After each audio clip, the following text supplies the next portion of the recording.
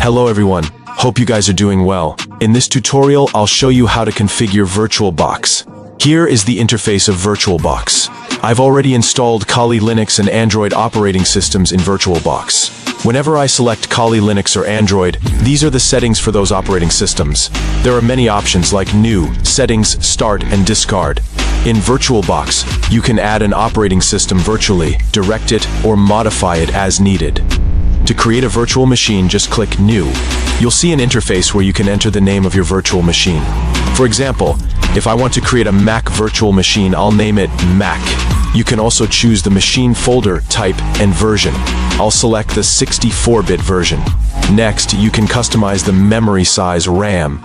You can allocate 2 GB, 4 GB, or any amount you prefer.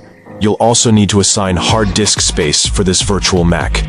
Simply click Create, and here is the interface for the Mac virtual machine. However, this isn't the end.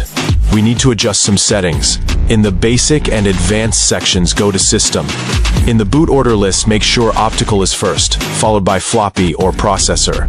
You can assign one processor, or you can choose 2 if needed.